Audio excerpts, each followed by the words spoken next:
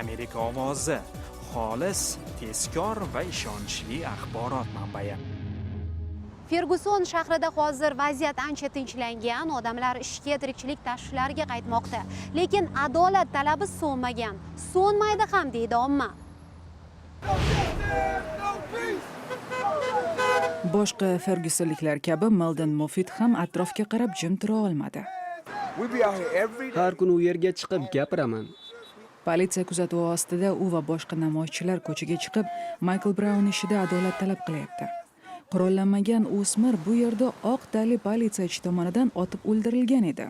Keyin esa namoyishlar, qonli to'qnashuvlar boshlanib ketdi. Mulk o'g'irlandi, talon-taroj qilindi. Endi esa bu joyda namoyishlarni tinchlantirib, adolat topishga intilganlar yig'ilyapti.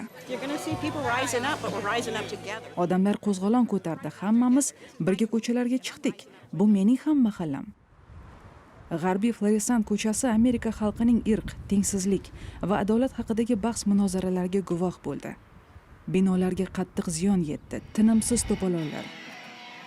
Ammo namoyishchilarni qo'llayotganlar ham ko'payganini payqash mumkin. Politsiya va fuqarolar o'zaro ishonchni tiklab, g'azab kayfiyatini tinchlantirmoqchi. Politsiya meni faqat irqim sababli chetga tortib, hech qanday asossiz so'roq qildi. Men bilan qo'pol gaplashdi. Ammo men qora tanli erkak sifatida hurmat bilan muomala qilishni yaxshi bilaman. Ko'chaga chiqib hamma yoqni ostin-ustin qilish yaramaydi. Politsiya zo'ravonliklarni chetdan kelgan guruhlar boshlab berganini ta'kidlaydi. Fergusondagi namoyishchi Weston Suber ham namoyishlar paytida bunga guvoh bo'ldi. Orqamda bir odam inqilob deya baqirib keldi. So'ngra yur oldinga, itar deb baqira boshladi. Ular bizni politsiya bilan to'qnashtirmoqchi bo'ldi shekilli.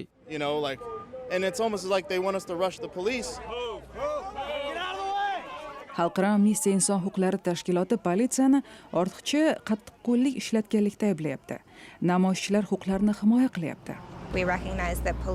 Albatta, politsiyachilar o'zini himoya qilishi kerakligini tushunamiz.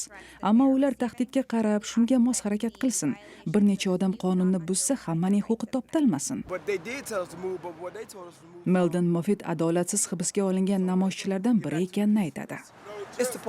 Aslida politsiya bizni gijgijladi. Oldimizga miltiqlar bilan kelib, yuzimizga chiroq tushirib, qarab bizni itardi. Boshqa yerga haydadi. Vaholanki biz namoyish qilayotgandik xolos. Politsiya jamoatchilik va bizneslarni himoya qilayotganini aytadi. Moffitt esa adolat izlayapman deydi. Nasiba Tohir, Amerika ovozi televideniyasi.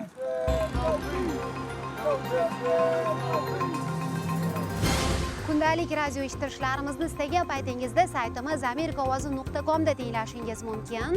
Dunyo bo'ylab parabolic antenna orqali eshitsangiz bo'ladi. Qirg'iziston va Afg'onistonda, xususan Bishkekda va Samangonda FM to'lqinlaridamiz.